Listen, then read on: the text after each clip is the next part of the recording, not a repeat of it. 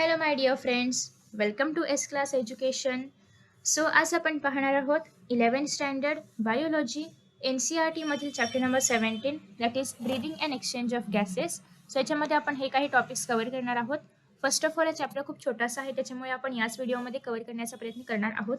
आपण respiratory organs पाहणार आहोत, mechanism of breathing, exchange of gases, transport of gases, regulation of respiration आणि disorders of respiratory system. हे सगळे टॉपिक्स आपण कव्हर करण्याचा प्रयत्न करूया. नमस्कार मित्रांनो, जसं की तुम्हाला सगळ्यांना माहिती आहे, नीट UG 2022च्या डेट्स अनाऊन्स झालेले आहेत. परीक्षा कशी होणार आहे, कशा पद्धतीने होणार आहे, कधी होणार आहे, हे सगळं काही त्यामध्ये अनाऊन्स करण्यात आलेलं आहे. आणि त्याच्यामुळेच नीट 2022 जे लोक देणार आहेत त्या विद्यार्थ्यांसाठी अनअकॅडमीवरती 15 टेस्ट सिरीज नावाचं एक छोटंसं लॉन्च करण्यात आलेली आहे. टेस्ट सिरीजसाठीची टेस्ट सिरीजचा एक छोटासा प्रोग्राम. तर यानुसार तुम्हाला प्रत्येक दिवशी एव्हरी डे संध्याकाळी 7:30 वाजता टेस्ट सिरीज मिळेल. 30 मिनिटासाठीची असेल. याच्यामध्ये 15 क्वेश्चन्स असतील. सो ईच क्वेश्चनला तुम्हाला या ठिकाणी 2 मिनिट्सचा वेळ मिळणार आहे. फ्री टेस्ट सिरीज आहेत. नीट 2022चे स्टुडंट्स पण देऊ शकतात आणि 23चे स्टुडंट्स पण नक्कीच देऊ शकतात. एनरोलमेंट फ्री आहे. त्यासाठी तुम्हाला सुहानी 10 हा कोड वापरावा लागेल. या सगळ्यांची लिंक तुम्हाला खाली डिस्क्रिप्शन बॉक्समध्ये पाहायला मिळेलच. सो टेस्ट अगदी फ्री आहेत आणि ऑब्व्हियसली पूर्ण सिलेबसवरती या टेस्ट होणार आहेत. म्हणजे फिजिक्स पण असेल, केमिस्ट्री पण असेल, बायो पण असेल, पूर्ण बॅलन्स्ड असेल आणि याच्यामध्ये तुम्हाला 15 क्वेश्चन्स पाहायला मिळतील. जास्त वेळ तुमचा यामध्ये जाणार नाही, कारण फक्त 30 मिनिटाची टेस्ट आहे. बट तुम्हाला खूप नवीन नवीन क्वेश्चन्स यामधून कळतील, क्वेश्चन्सचे प्रकार कळतील आणि तुम्हाला त्याच्यामधून मग कोणते क्वेश्चन्स नाही सोडवता येत त्याच्यानुसार तुम्ही त्या टॉपिक्सचा पुन्हा एकदा अभ्यास करू शकता. त्यासोबतच तुम्हाला याच्यामधून सोल्युशन देखील मिळणार आहे. तुमचं प्रोग्रेस कार्ड देखील मिळणार आहे की तुम्ही कशा पद्धतीने कोणता क्वेश्चन अटेम्प्ट केलेला आहे, कोणता क्वेश्चन अटेम्प्ट नाही केला आहे, त्यानुसारही तुम्हाला तिथून सोल्युशन्स वगैरे सगळं काही प्रोव्हाइड केलं जाईल. हे जे क्वेश्चन्स आहेत ते टॉप एज्युकेटर्सने तयार केलेले आहेत. त्याच्यामुळे ते क्वेश्चन्स नीटच्या लेवलचेच असणार आहेत. त्याच्यामुळे तुम्ही नक्कीच प्रॅक्टिस करू शकता. So best of luck. सगळ्यांनी नक्की एनरोल करा. See you in the next video. Bye. So first of all, as you know, ki oxygen is utilized by the organisms to indirectly break down simple molecules like glucose, amino acid, fatty acids, etc.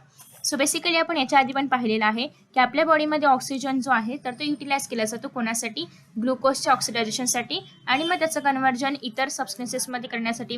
त्यासोबतच प्रोटीन्सला breakdown करून जसं amino ॲसिड्समध्ये conversion करणं किंवा फॅट्समध्ये conversion करणं, या सगळ्या गोष्टीसाठी oxygen खूप इम्पॉर्टंट असतो प्रत्येक ऑर्गॅनिझमला. आणि याच्यापासूनच मग आपल्या बॉडीला एनर्जी मिळते in the forms of ATP. Okay. After that next आहे carbon dioxide which is harmful is also release during the अबो कॅटेबॉलिक रिॲक्शन्स. सो बेसिकली ह्या ज्या ब्रेकडाऊनच्या रिॲक्शन्स आहेत, कारण मोठ्या मॉलिक्युल्सचं कन्व्हर्जन लहान मॉलिक्युल्समध्ये होते जेव्हा ऑक्सिडेशन केलं जातं. ओके. सो याला आपण काय म्हणतो, कॅटाबॉलिक रिॲक्शन. सो या ज्या सगळ्या कॅटाबॉलिक रिॲक्शन्स आहेत याच्यामध्ये कार्बन डायऑक्साईड पण रिलीज होत असतं. आपल्या बॉडीमध्ये जर आपण पाहिलं तर ETCR सायकल असते, इलेक्ट्रॉन ट्रान्सफर चेन रिॲक्शन.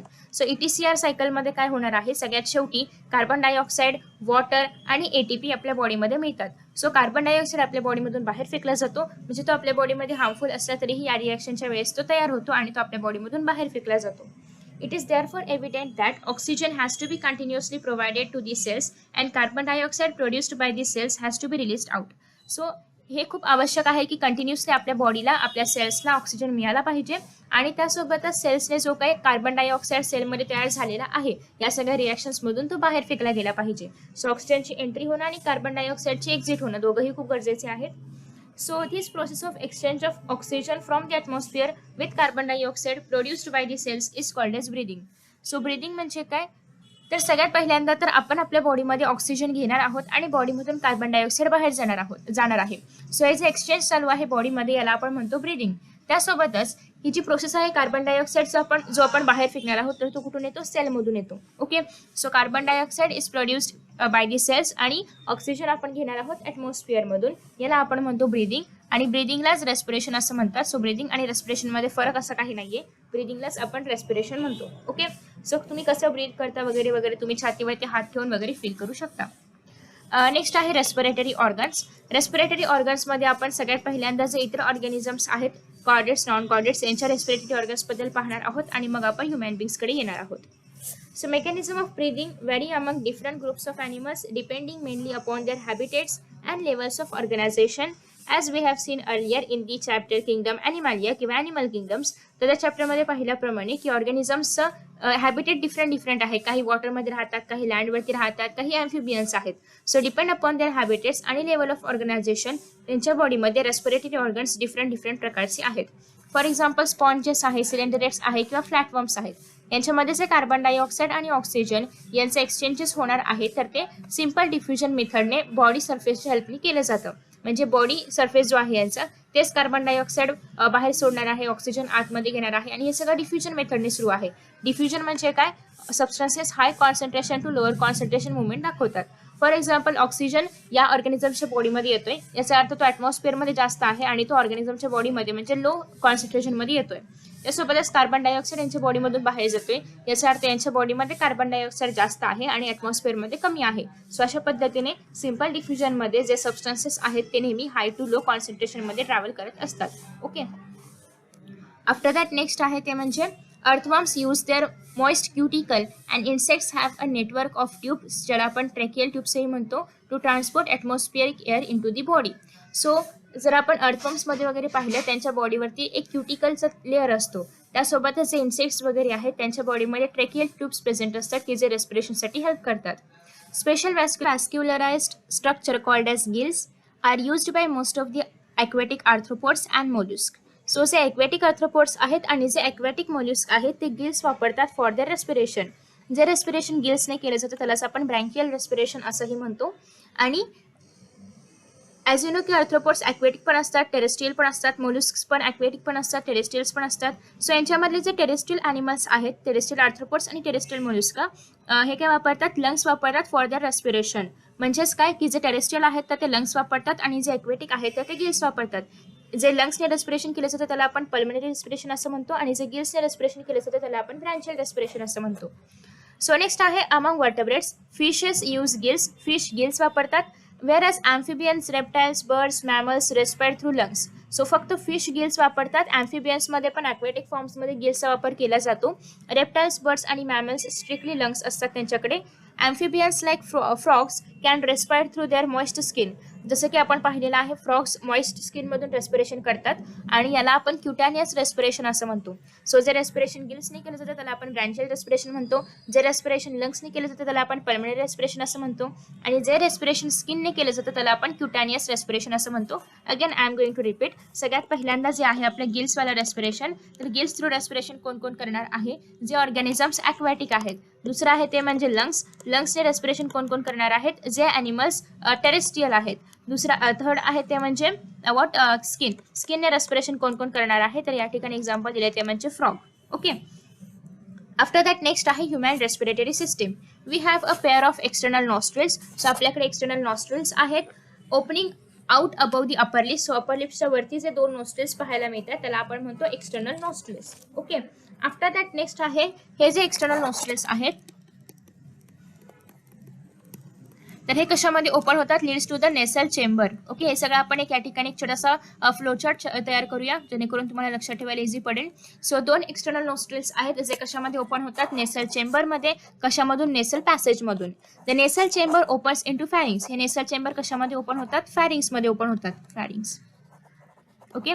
नेसल चेंबर कशामध्ये ओपन होतात, फॅरिंग्समध्ये ओपन होणार आहेत. आफ्टर दॅट नेक्स्ट आहे ते म्हणजे a portion of which is common for the passage of food आणि गॅस किंवा एअर.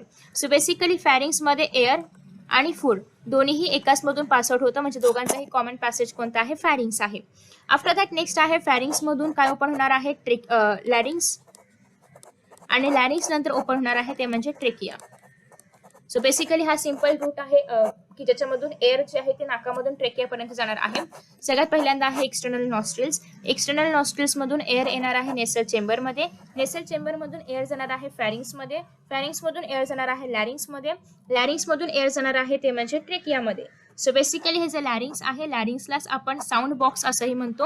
लॅरिंग्स हे कार्टिलेजिनस म्हणजे कार्टिलेजपासून बनलेलं आहे जे की साऊंड प्रोडक्शनसाठी हेल्प करणार आहे. सो बेसिकली आपल्या बॉडीमध्ये साऊंड प्रोडक्शन कोण करणार आहे, साऊंड बॉक्स कशाला आपण म्हणतो, दॅट इज लॅरिंग्स. सो हा पण खूप छान असा MCQ तयार होऊ शकतो की साऊंड बॉक्स काय आहे, तर लॅरिंग्स आहे ते म्हणजे sound box. During swallowing glottis can be covered by a thin elastic cartilage flap called as epiglottis to prevent the entry of food into larynx. So food याच्यामध्ये जाऊ नये कारण इथूनच ट्रेकिया पण आहे आणि इथूनच इसोफेगस पण आहे. सो याच्यामध्ये फूड जाऊ नये यासाठी एक अरेंजमेंट करण्यात आलेली आहे ती म्हणजे एपिग्लोटिस. एपिग्लोटिस काय आहे, एक फ्लॅप आहे किंवा फ्लॅपला एक कवरिंग आहे, थिन कवरिंग आहे, फ्लॅप आणि थिन आहे. ओके, थिन आहे, कार्टिलेज पासून बनलेला आहे. हे काय करतं, ग्लोटिसला पॅक करणार आहे, म्हणजे झाकणार आहे, जेणेकरून फूड जे आहे ते लॅरिंग्स मध्ये आणि फॅरिंग्स मध्ये जाऊ नये. ओके, बेसिकली लॅरिंग्स मध्ये जाऊ नये. हे आपण ऑलरेडी डायजेशन मध्ये देखील पाहिलेलं आहे याचा उपयोग. नेक्स्ट असा आहे की trachea is a straight tube extending up to the mid thoracic cavity. So ही मिड थोरॅसिक कॅव्हिटी मधून जाणार आहे, थोरॅसिक कॅव्हिटी मध्ये आहे, which divides at the level of 5th thoracic vertebra into a right and left pulmonary bronchi. So basically तुम्ही या ठिकाणी जर पाहिलं तर ही आहे मिड थोरॅसिक कॅव्हिटी मधून जाणारी ट्रेकिया. आणि नेक्स्ट इथून इथे फिफ्थ थोरॅसिक वर्टेब्रा जो आहे आपला T5 ज्याला आपण लिहितो, लेट मी राईट, T5 ज्याला आपण लिहितो, तर इथून हा जो ही जी आपली ट्रेकिया आहे तर ही 2 पार्ट्समध्ये डिवाइड होते. सगळ्यात पहिल्यांदा तर हे जे पहिलं डिव्हिजन आहे याला आपण म्हणणार आहोत प्रायमरी ब्रोंकाय. ओके, सगळ्यात पहिलं जे डिव्हिजन आहे त्याला आपण ब्रोंकस म्हणतो किंवा प्रायमरी ब्रोंकाय म्हणतो. लेफ्ट आणि राईट दोन्ही साईडला ही अशा पद्धतीने डिवाइड होते. प्रायमरी ब्रोंकाय झाल्यानंतर नेक्स्ट जे डिव्हिजन आहे, let me draw with the other colour. So next हे जे डिव्हिजन आहे याला आपण म्हणणार आहोत सेकंडरी. ओके, सो हे झालं प्रायमरी, हे झालं सेकंडरी ब्रोंकाय. त्याच्यानंतर अजून आहे टर्शरी ब्रोंकाय. तर अशा पद्धतीने टर्शरी किंवा टर्मिनल ब्रोंकाय, तर अशा पद्धतीने हे पुढे पुढे पुढे पुढे डिवाइड होत जातं. सो फर्स्ट आहे ट्रेकिया. ट्रेकिया कशामध्ये डिवाइड होणार आहे, प्रायमरी ब्रोंकायमध्ये, प्रायमरी ब्रोंकाय सेकंडरी ब्रोंकायमध्ये, सेकंडरी ब्रोंकाय टर्शरी ब्रोंकायमध्ये, आणि tertiary bronchi at the end divide होणार आहे ते म्हणजे ब्रोंकिओल्स. आणि ते ब्रोंकिओल्स आपण काय म्हणणार आहोत, टर्मिनल ब्रोंकिओल्स. जे तुम्हाला इथे टर्मिनल म्हणजे शेवटचे पाहायला मिळतात त्याला आपण म्हणणार आहोत टर्मिनल ब्रोंकिओल्स. ओके, सो शेवटचे आहेत ते म्हणजे टर्मिनल ब्रोंकिओल्स, जे की खूपच थिन आहेत. आणि the trachea, primary, secondary and tertiary bronchi and the initial bronchioles are supported by incomplete cartilaginous ring. So basically या ज्या तुम्हाला रिंग्स पाहायला मिळतात या कशा आहेत, इनकम्प्लीट कार्टिलेजिनस रिंग्स आहेत. या कुठपर्यंत आहेत, या फक्त टर्शरी ब्रोंकाय पर्यंत आहेत. टर्मिनल ब्रोंकायला या रिंग्स ॲब्सेंट असतात किंवा प्रेझेंट नसतात. Okay, so each terminal bronchi gives rise to number of very thin irregular walled and vascularized bags called as alveoli. So basically तुम्ही जर या ठिकाणी पाहिलं तर हे जे टर्मिनल ब्रोंकिओल्स आहेत हे तुम्हाला इथे पाहायला मिळतील. हे जे आहे टर्मिनल ब्रोंकिओल्स आहेत आणि याच्यापासून हे जे अराईज झालेलं आहे याला आपण म्हणणार आहोत ते म्हणजे अल्व्हिओलाई.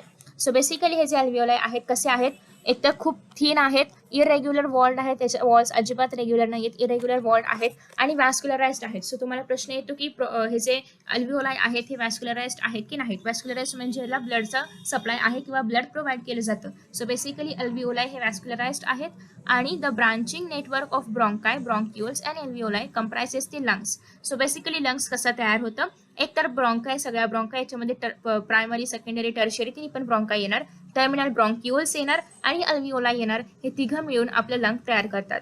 We have 2 lungs which are covered by a double membrane pleura with pleural fluid between them. So basically तुम्ही जर या ठिकाणी पाहिलं तर इथे आहे तुम्हाला 2 लेयर्स पाहायला मिळतात. ओके, सो याला आपण म्हणतो प्युरल मेम्ब्रान्स. आणि या प्युरल मेम्ब्रान्सच्या आतमध्ये तुम्हाला जे येलो कलरचं पाहायला मिळते that is plural fluid. Okay, so या ठिकाणी जो इथे 2 मेंबर्स आहेत ते म्हणजे आउटर प्युरल मेम्ब्रान आणि इनर प्युरल मेम्ब्रान. आउटरला आपण म्हणणार आहोत ते म्हणजे परायटल. सो याला आपण म्हणतो परायटल प्युरल मेम्ब्रान. आणि इनरला आपण म्हणणार आहोत विसरल प्युरल मेम्ब्रान. ओके, आणि दोघांच्या मध्ये आहे ते म्हणजे pleural fluid. After that next आहे it reduces friction on the lung surface. So basically हे फ्लुइड का आहे तर कुठलंही फ्रिक्शन होऊ नये, फ्रिक्शनमुळे आतले पार्ट्स घासले जाऊ नयेत यासाठी आपल्याला इथे फ्लुइड पाहायला मिळतं.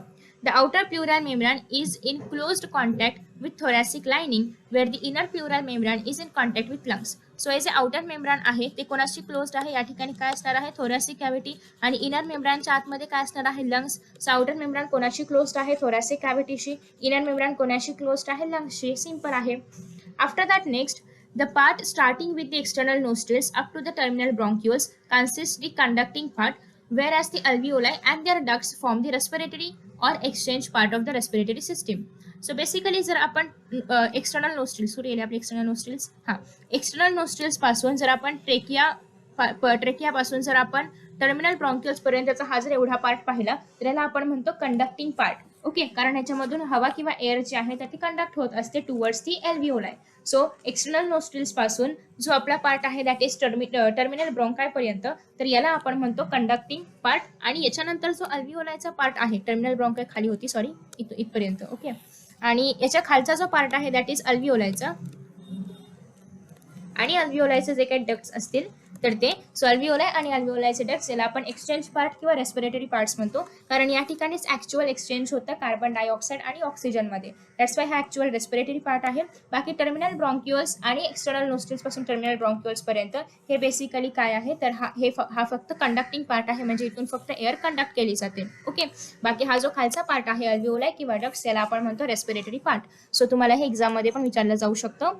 नेक्स्ट आहे the conducting part transport the atmospheric air to the alveoli clears it from foreign particles. मग तुम्ही म्हणाल कंडक्ट करण्यासाठी एवढं सगळं कशाला पाहिजे, फक्त ट्रेकिया पण तर अल्व्हिओलायपर्यंत एअर घेऊन जाऊ शकते. तर बेसिकली एवढा मोठा पाथ यासाठी आहे कारण प्रत्येक ठिकाणी एअर प्युरिफाय होते. तुम्ही जर पाहिले तर आपल्या नाकामध्ये पण हेअर लाईक स्ट्रक्चर्स प्रेझेंट आहेत.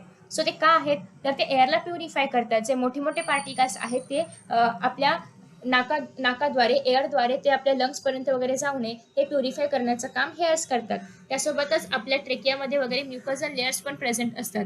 सो बेसिकली ते काय करणार आहेत, अजून जे काही मोठे मोठे पार्टिकल्स आहेत हवेच्या व्यतिरिक्त तर ते त्या ठिकाणी अडकून राहतात. असं करत करत पूर्ण एक शुद्ध एअर आपल्या अल्व्हिओलायपर्यंत जाणार आहे या मोठ्या पाथमुळे. ओके, सो कंडक्टिंग पाथचं काम काय आहे, एअरला फॉरेन पार्टिकल्स पासून दूर करणं, humidifies and also brings the air to body temperature. आणि ऑब्व्हियसली बाहेरच्या एअरचं टेम्परेचर आणि आपल्या बॉडीमधल्या एअरचं टेम्परेचर डिफरंट असणार. सो एवढ्या मोठ्या पाथमधून जात असताना त्या एअरचं टेम्परेचर आपल्या बॉडी लेवलला म्हणजे 37 डिग्री सेल्सिअसपर्यंत साधारणतः येणार आहे. ओके, सो याची कामं काय काय आहेत, एक तर सगळ्यात पहिलं म्हणजे एअर ट्रान्सपोर्ट करणं अल्व्हिओलायपर्यंत, दुसरं म्हणजे फॉरेन पार्टिकल्सपासून क्लिअर करणं, तिसरं आहे ह्युमिडिफाय करणं, आणि चौथं आहे ते म्हणजे air should be brought to the body temperature. Okay, so next आहे exchange part is the site of actual diffusion of oxygen and carbon dioxide between blood आणि atmosphere. सो जे एक्सचेंज पार्ट आहे किंवा जो अल्व्हिओलायचा पार्ट आहे त्या ठिकाणी actual diffusion होणार आहे कोणाचं, ऑक्सिजनचं आणि कार्बन डायऑक्साईडचं बिटवीन ब्लड आणि ॲटमॉस्फेरिक एअर.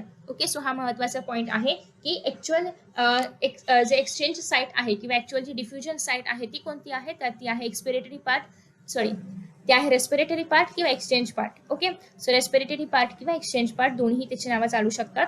नेक्स्ट आहे आफ्टर दॅट आता आपण पाहणार आहोत लंग्सची पोझिशन वगैरे. So lungs are situated in the thoracic chamber. आपण मगाशी पाहिलेलं आहे की साधारणतः आपलं जे ट्रेकिया आहे तर ते 5th थोरॅसिक वर्टेब्रापासून ब्रेकडाऊन नाही म्हणता येणार, डिवाइड व्हायला सुरू होतं आणि इथे साधारणतः आपले लंग्स प्रेझेंट आहेत. म्हणजे लंग्स कुठे आहेत, थोरॅसिक चेंबरमध्ये आहेत. आणि हा जो थोरॅसिक चेंबर आहे तो कसा आहे, एअर टाईट आहे. ओके, कसा आहे, एअर टाईट आहे. ॲनाटॉमिकलीच तो एअर टाईट आहे. नेक्स्ट आहे जर आपण थोरॅसिक चेंबरच्या मागे पाहिलं त्याच्या मागे काय असणार आहे, ऑब्व्हियसली वर्टेब्रल कॉलम असणार आहे. सो याच्या मागे वर्टेब्रल कॉलम आहेत आणि याच्या जर खाली आपण पाहिलं तर खाली काय आहे, डायफ्राम आहे. सो खाली आहे दॅट इज डायफ्राम. डोर्सली आहे, काय आहे, डोर्सली काय आहे, दॅट इज वर्टेब्रल कॉलम. खाली काय आहे, दॅट इज डायफ्राम. नेक्स्ट आहे व्हेंट्रली, म्हणजे समोर काय आहे, इथे असणार आहे स्टर्नम. ओके, सो इथे स्टर्नम नावाचं बोन असतं जे की आपण लोकोमोशन स्केलेटन चॅप्टरमध्ये पाहणार आहोतच. सो स्टर्नम नावाचं बोन जे आहे तर ते व्हेंट्रली प्रेझेंट आहे. लेटरली जर आपण पाहिलं तर या ठिकाणी रिब्स प्रेझेंट आहेत. सो लेटरली रिब्स आहेत, व्हेंट्रली स्टर्नम आहे, डोर्सली मागच्या बाजूला काय आहे, वर्टेब्रल कॉलम आहे आणि खाली डाऊन दी साइड काय पाहायला मिळते आपल्याला, डायफ्राम. ओके, सो नेक्स्ट आहे anatomically setup of lungs in thorax is such that any change in the volume of the thoracic cavity will be reflect into the pulmonary cavity. So अशा पद्धतीने हे structure आहे की thoracic कॅव्हिटीमध्ये काही जरी बदल झाला किंवा काही जरी चेंज झाला तर तो सगळा चेंज आपले जे पल्मनरी कॅव्हिटी आहे किंवा जी लंग्सची कॅव्हिटी आहे त्याच्यामध्ये रिफ्लेक्ट होणार आहे. So such an arrangement is essential for breathing and we cannot directly alter the pulmonary volume. So basically हे खूप रिक्वायर्ड आहे की आपण आपल्या बॉडीमध्ये जी बाहेरून एअर येणार आहे, आपण जे आपल्या बॉडीमधली एअर बाहेर फेकणार आहोत, सो बेसिकली हे सगळं बॅलन्स राहावं यासाठी ह्या कॅव्हिटीज असणं खूप गरजेचे आहेत. कारण त्या कॅव्हिटीजमुळे आपण हे सगळं जे व्हॉल्यूम आहे एअरचं, बाहेर जाणारी एअर, आतमध्ये येणारी एअर, यांचं व्हॉल्यूम आपण व्यवस्थित बॅलन्स करून ठेवू शकतो. सो आता आपण थोडक्यात मेकॅनिझम पाहणार आहोत की ब्रीदिंगचं मेकॅनिझम. Sorry guys. नेक्स्ट आहे respiration involves the following steps. Breathing or pulmonary ventilation by which atmospheric air is drawn in and carbon dioxide rich alveolar air is released out. So basically आपल्या बॉडीमध्ये air घेतली जाणं आणि carbon dioxide बाहेर फेकणं हे simultaneously होत असतं. So ब्रीदिंगमध्ये काय होणार आहे, आपल्या बॉडीमध्ये एअर इनसाईड आतमध्ये घेतली जाणार आहे, म्हणजे थोडक्यात इन्स्पिरेशन केलं जाणार आहे आणि आपल्या बॉडीमधून कार्बन डायऑक्साईड जे की अल्व्हिओलायमध्ये प्रेझेंट होतं तर ते बाहेर फेकलं जाणार आहे. नेक्स्ट आहे diffusion of gases across alveolar membrane. So हे जे अल्व्हिओलार मेम्ब्रेन आहे तिथे ऑक्सिजन येणार आहे आणि कार्बन डायऑक्साईड बाहेर जाणार आहे. सो त्याच्यामुळे अल्व्हिओलायला आपण एक्सचेंज ऑफ गॅसेसची साईट म्हणतो, की त्या ठिकाणी खरंच ऑक्सिजन आतमध्ये येतं आणि कार्बन डायऑक्साईड बाहेर जातं. नेक्स्ट आहे transport of gases by the blood. So ब्लडमध्ये देखील जे गॅस आहे म्हणजे जो आपला ऑक्सिजन असेल तर तो प्युरिफाय केलेला ऑक्सिजन आपल्या ब्लडमध्ये ट्रान्सपोर्ट केला जातो आणि अगेन ब्लडमध्ये गेल्यानंतर जे आपले टिश्यूज आहेत, जे आपले सेल्स आहेत, तिथूनही कार्बन डायऑक्साईड बाहेर येतो आणि ऑक्सिजन आतमध्ये जातो. म्हणजे अगेन तिथे पण डिफ्युजन होणार आहे.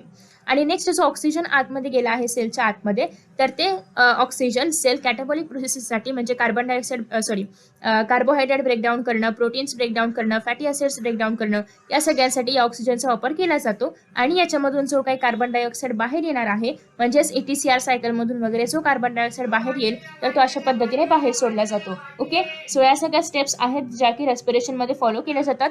एक तर सगळ्यात पहिल्यांदा आपल्या बॉडीमध्ये एअर एंटर होणार आहे आणि कार्बन डायऑक्साईड जी पण अल्व्हिओलायमध्ये प्रेझेंट आहे तर ते कार्बन डायऑक्साईड बाहेर फेकलं जाणार आहे. नेक्स्ट आहे अल्व्हिओलर मेम्ब्रेनमध्ये कार्बन डायऑक्साईड आणि ऑक्सिजन यांचं सगळ्यात फर्स्ट टाइम डिफ्युजन होतं. नेक्स्ट आहे हे जे ऑक्सिजन आहे ते आपल्या बॉडीमध्ये पूर्ण बॉडीमध्ये ब्लड थ्रू ट्रान्सपोर्ट केलं जातं. आणि नेक्स्ट आहे हे सगळं ब्लड थ्रू ट्रान्सपोर्ट करत असताना जेव्हा ऑक्सिजन ब्लडमधल्या सेल्समध्ये किंवा टिश्यूजमध्ये येणार आहे तेव्हा टिश्यूज काय करतात, एक्सचेंज करणार आहेत ऑक्सिजन आणि कार्बन डायऑक्साईडला. आता हे जे ऑक्सिजन सेलच्या आतमध्ये आलेलं आहे तर हेच ऑक्सिजन फॉर दी युटिलायझेशन वापरलं जातं आणि याच्यामुळे कॅटाबॉलिक प्रोसेसेस होतात ज्याच्यामध्ये कार्बोहायड्रेट्स असेल किंवा प्रोटीन्स असेल, लिपिड्स असेल, हे सगळे ब्रेकडाऊन केले जातात एकदम सिम्पलेस्ट फॉर्ममध्ये. ओके, आणि याच्यामधून जो काही कार्बन डायऑक्साईड रिलीज होईल तर त्याला सेलच्या बाहेर फेकलं जातं. सो बेसिकली ही आहे प्रोसेस रेस्पिरेशनची. आता आपण ब्रिदिंगचं मेकॅनिझम पाहणार आहोत एकदम शॉर्टमध्ये आणि एकदम डिटेलमध्ये. So breathing involves 2 stages. एक तर सगळ्यात पहिल्यांदा आहे इन्स्पिरेशन की ज्याद्वारे आपण ॲटमॉस्फिअरमधली एअर आपल्या बॉडीमध्ये घेणार आहोत आणि दुसरी आहे ती म्हणजे एक्सपिरेशन की ज्याद्वारे अल्व्हिओलार एअर जी पण एअर प्रेझेंट आहे अल्व्हिओलायमध्ये कार्बन डायऑक्साईड वगैरे तर ते आपण आपल्या बॉडीमधून बाहेर फेकणार आहोत. सो या 2 प्रोसेसेस आपल्या बॉडीमध्ये होत असतात ब्रिदिंगच्या वेळेस. The movement of air into and out of the lungs is carried out by creating a pressure gradient between lungs and the atmosphere. So basically as we have seen की हे simple method आहे, simple diffusion आहे की या ठिकाणी काय होतं, pressure gradient तयार होतो. या ठिकाणी आहेत आपले लंग्स आणि या ठिकाणी बाहेर आहे ॲटमॉस्फिअर. ओके, सो आता जेव्हा ॲटमॉस्फिअरमधून आपल्या बॉडीमध्ये ऑक्सिजन येणार आहे तेव्हा कधी येईल तर हायर कॉन्सन्ट्रेशनमधून लोअर कॉन्सन्ट्रेशनमध्ये डिफ्युजन होतं. सो जेव्हा ॲटमॉस्फिअरमध्ये ऑक्सिजनचं कॉन्सन्ट्रेशन जास्त असेल तेव्हाच ऑक्सिजन आपल्या बॉडीमध्ये येणार आहे आणि आपल्या बॉडीमधून कार्बन डायऑक्साईड बाहेर कधी जाईल, जेव्हा आपल्या बॉडीमध्ये कार्बन डायऑक्साईडचं कॉन्सन्ट्रेशन हाय आहे आणि बाहेर लो आहे. म्हणजे बेसिकली आपल्याला फक्त हाय टू लो हे लक्षात ठेवायचं आहे. सो ऑक्सिजन आपल्या बॉडीमध्ये कधी येतो, जेव्हा आपल्या बॉडीमध्ये ऑक्सिजनचं कॉन्सन्ट्रेशन लो आहे आणि ॲटमॉस्फिअरमध्ये जास्त आहे. आणि वाईस वर्सा होणार आहे कार्बन डायऑक्साईडमध्ये की आपल्या बॉडीमध्ये कॉन्सन्ट्रेशन जास्त आहे आणि बाहेरच्या ॲटमॉस्फिअरमध्ये कमी आहे. दॅट्स वाय आपल्या बॉडीमधून कार्बन डायऑक्साईड बाहेर जातं. सो ही प्रोसेस आहे आणि यालाच आपण म्हणतो pressure gradient. Inspiration can occur if the pressure within the lungs, ज्याला आपण इंट्रापल्मनरी प्रेशर असंही म्हणतो, is less than the atmospheric pressure. That is there is negative pressure in the lungs with respect to the atmospheric pressure. So ॲटमॉस्फिअरमध्ये जास्त pressure आहे, आपल्या बॉडीमध्ये कसं आहे, लो आहे. म्हणजे यालाच आपण म्हणणार आहोत की हे कसं आहे, निगेटिव्ह प्रेशर आपल्या बॉडीमध्ये प्रेझेंट आहे. हे खूप इम्पॉर्टंट आहे कारण आपल्या बॉडीमध्ये निगेटिव्ह असतं, पण तुम्ही जर फ्रॉग्स वगैरे पाहिलं त्यांच्या बॉडीमध्ये हेच प्रेशर कसं असतं, पॉझिटिव्ह असतं. Okay, so similarly expiration takes place when the intrapulmonary pressure is higher than the atmospheric pressure. So तुम्ही जर पाहिलं तर खाली लोअर साईडला काय आहे, डायफ्राम प्रेझेंट आहे लंग्सच्या लोअर साईडला. सो डायफ्राम पण खूप हेल्प करणार आहे इन्स्पिरेशन आणि एक्सपिरेशनच्या दरम्यान. सो जे डायफ्राम आहे तर is a specialised set of muscles, external आणि intercostal muscles between the ribs. So तुम्ही जर या ठिकाणी रिब्स पाहिले तर रिब्सच्या मध्ये पण इंटरकोस्टल मसल्स अशा पद्धतीने प्रेझेंट असतात. सो जे रिब्सचे इंटरनल इंटरकोस्टल मसल्स आहेत आणि जे डायफ्रामचे मसल्स आहेत ज्याला आपण डायफ्राम मसल्स म्हणतो आणि जे रिब्समधले इंटरकोस्टल एक्सटर्नल आणि इंटरनल मसल्स आहेत तर हे पण या ग्रेडियंटला हेल्प करतात. सो जेव्हा इन्स्पिरेशन केलं जाणार आहे तर inspiration is initiated by the contraction of diaphragm, तेव्हा डायफ्राम काय होणार आहे, कॉन्ट्रॅक्ट होणार आहे. सो ह्या खूप इम्पॉर्टंट गोष्टी आहेत, तुम्हाला करेक्ट इनकरेक्ट स्टेटमेंटमध्ये पण विचारलं जातं. जेव्हा इन्स्पिरेशन केलं जातं तेव्हा आपलं जे डायफ्राम आहे तर ते काय होणार आहे, कॉन्ट्रॅक्ट होणार आहे. Okay, so at the time of inspiration diaphragm काय होणार आहे, कॉन्ट्रॅक्ट होणार आहे with increase the volume of thoracic chamber in the anterior posterior axis. Anterior posterior का, कारण डायफ्राम कुठे आहे, पोस्टेरियर भागामध्ये आहे. सो हे अँटेरियर पोस्टेरियर काय करणार आहे, जे व्हॉल्यूम आहे थोरॅसिक चेंबरचं त्याचे इन्क्रीज करणार आहे. As you no as per the Boyle's law volume आणि प्रेशर एक दुसऱ्याला इनडायरेक्टली प्रपोर्शनल आहेत. म्हणजे जर थोरॅसिक चेंबरमधलं व्हॉल्यूम वाढवलं जातंय याचा अर्थ याचं प्रेशर काय होणार आहे, डिक्रीज होणार आहे. आणि ॲज यू नो की प्रेशर कमी असल्यामुळेच ऑक्सिजन काय होईल, बॉडीमध्ये एंटर करेल आणि कार्बन डायऑक्साईड बॉडीच्या बाहेर जाईल. ओके, सो दॅट्स वाय याला आपण म्हणणार आहोत की या ठिकाणी व्हॉल्यूम कसं आहे थोरॅसिक चेंबरमध्ये at the time of inspiration increase होतं आणि प्रेशर काय होणार आहे, डिक्रीज होणार आहे. सो इथे जे डायफ्रामचे मसल्स आहेत ते काय होतात, कॉन्ट्रॅक्ट होतात आणि अँटेरियर पोस्टेरियर ॲक्सिसवरती ते हे सगळं करणार आहेत. नेक्स्ट आहे द कॉन्ट्रॅक्शन ऑफ एक्सटर्नल, त्यासोबतच जे एक्सटर्नल इंटरकॉस्टल मसल्स आहेत, जे एक्सटर्नल इंटरकॉस्टल मसल्स आहेत ते पण काय होतात, कॉन्ट्रॅक्ट होतात. Lift up the ribs and the sternum causing an increase in the volume of the thoracic chamber in the dorsoventral axis. So basically जे एक्सटर्नल इंटरकॉस्टल मसल्स आहेत ते काय करतात की मसल्सला लिफ्ट अप करतात, म्हणजे रिब्सचे जे मसल्स आहेत त्यांना वरती खेचतात, त्यासोबतच स्टर्नमला देखील वरती खेचतात आणि याच्यामुळे थोरॅसिक चेंबरमधलं जे व्हॉल्यूम आहे तर ते इन्क्रीज होतं. कसं होतं, डॉर्सोवेंट्रली, कारण स्टर्नम आणि रिब्स वगैरे हे कसे आहेत, शक्यतो वेंट्रल आणि डॉर्सल साईडला वगैरे प्रेझेंट आहेत. सो दॅट्स वाय या ठिकाणी आपल्याला काय पाहायला मिळतं की डॉर्सोवेंट्रल ॲक्सिसमध्ये जे व्हॉल्यूम आहे तर ते इन्क्रीज करण्याचं काम केलेलं आहे ते म्हणजे आपले लाडके काय त्याचं नाव, एक्सटर्नल इंटरकोस्टल मसल्स. आणि एंटेरियर पोस्टेरियर ॲक्सिसवरती व्हॉल्यूम इन्क्रीज करण्याचं काम कोणी केलेलं आहे, दॅट इज डायफ्रामचं कॉन्ट्रॅक्शन. व्हॉल्यूम इन्क्रीज म्हणजेच प्रेशर डिक्रीज आणि व्हॉल्यूम डिक्रीज म्हणजेच pressure increase. Okay, so basically या ठिकाणी थोरॅसिक चेंबरमध्ये आता एअरची एंट्री होणार आहे, that is oxygen. The overall increase in the thoracic volume causes a similar increase in pulmonary volume. So जे थोरॅसिक याच्या आधी आपण पाहिलं की जे काही थोरॅसिक व्हॉल्यूममध्ये होतं ते सगळं रिफ्लेक्ट होणार आहे पल्मनरी व्हॉल्यूममध्ये, म्हणजे पल्मनरी कॅव्हिटीमध्ये. सो बेसिकली जर थोरॅसिक कॅव्हिटीमध्ये जर व्हॉल्यूम इन्क्रीज झालेला आहे तर याचा अर्थ पल्मनरी कॅव्हिटीमध्ये पण काय होणार आहे, व्हॉल्यूम इन्क्रीज होणार आहे. ओके, सो व्हॉल्यूम इन्क्रीज झालं म्हणजे प्रेशर काय होणार आहे, त्या ठिकाणी लेस होणार आहे. So an increase in pulmonary volume decreases the intrapulmonary pressure to less than the atmospheric pressure which forces the air from outside to move into the lungs, that is inspiration. So basically हे सगळं आपण volume वगैरे का वाढवतोय तर इंट्रापल्मनरी व्हॉल्यूम्समध्ये म्हणजे इंट्रापल्मनरी volume जर increase झालं तर त्याच्यामुळे काय होणार आहे, higher concentration gradient, lower concentration gradient आपलं ऑक्सिजन ट्रॅव्हल करतं. सो जेव्हा व्हॉल्यूम आपल्या बॉडीमध्ये इन्क्रीज होणार आहे याचा अर्थ काय होणार आहे, प्रेशर डिक्रीज होणार आहे आणि प्रेशर डिक्रीज होणं याचा अर्थ लोअर कॉन्सन्ट्रेशन तयार होणं आणि त्याच्यामुळेच जी एअर आहे तर ती हायरमधून म्हणजेच ॲटमॉस्फिअरमधून आपल्या बॉडीमध्ये म्हणजे लोअर कॉन्सन्ट्रेशनमध्ये येणार आहे. Okay, so after that next आहे यालाच आपण म्हणणार आहोत इन्स्पिरेशन. आता आफ्टर दॅट नेक्स्ट स्टेप आहे ती म्हणजे एक्सपिरेशन.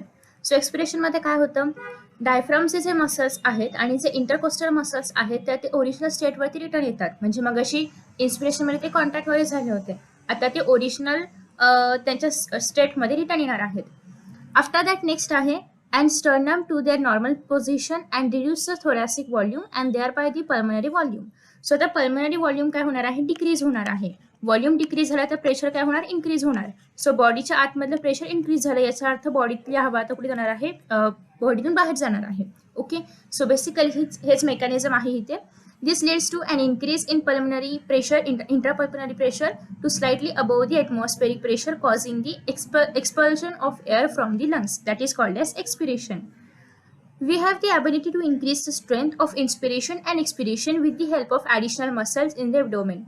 So बऱ्याचदा काय होतं की आपण नॉर्मल आता इन्स्पायर करतोय, नॉर्मल रेस्पायर करतोय ते चालूच आहे, पण कधी कधी आपण एकदम खोल श्वास घेतो किंवा एकदम खोल म्हणजे एकदम श्वास जास्त सोडतो.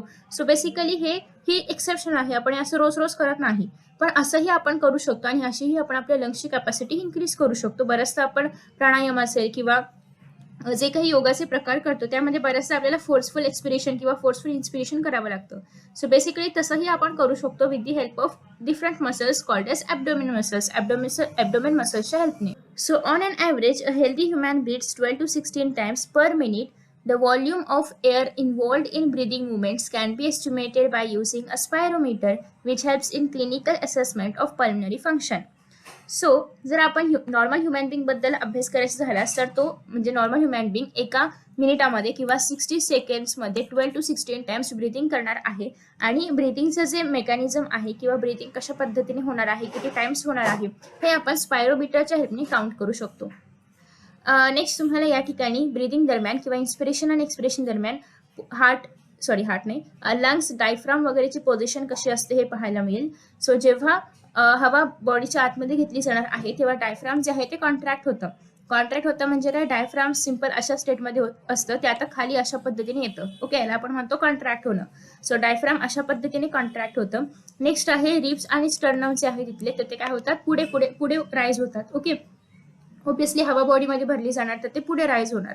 आफ्टर दॅट नेक्स्ट आहे, या ठिकाणी व्हॉल्यूम काय होणार आहे, इन्क्रीज होणार आहे. व्हॉल्यूम इन्क्रीज झाल्यामुळे इथे प्रेशर डिक्रीज होतं आणि हवा आतमध्ये येते. नेक्स्ट पोझिशन अशी आहे की या ठिकाणी डायफ्राम जे आहे तर ते रिलॅक्स होतं, म्हणजे जे डायफ्राम खाली आलेलं असतं ते आता आपोआप या ठिकाणी ओरिजिनल पोझिशनला येणार आहे. रिब्स आणि स्टर्नम जे बाहेर आले होते ते आता आतमध्ये जाणार आहेत. आणि दुसरी गोष्ट, या ठिकाणी जे व्हॉल्यूम इन्क्रीज झालं होतं ते आता डिक्रीज होणार आहे, कारण हवा आतून बाहेर जायला पाहिजे. नेक्स्ट आहे respiratory volumes and capacities. So आपल्या बॉडीमध्ये किती एअर आतमध्ये आलेली आहे पर मिनिट किंवा ॲव्हरेज एअर आपल्या बॉडीमध्ये किती आलेली आहे याच्यानुसार काही कॅपॅसिटीज आहेत, रेस्पिरेटरी कॅपॅसिटीज, त्यात आपण पाहणार आहोत. सो आता सगळ्यात पहिला आहे ते म्हणजे टायडल व्हॉल्यूम.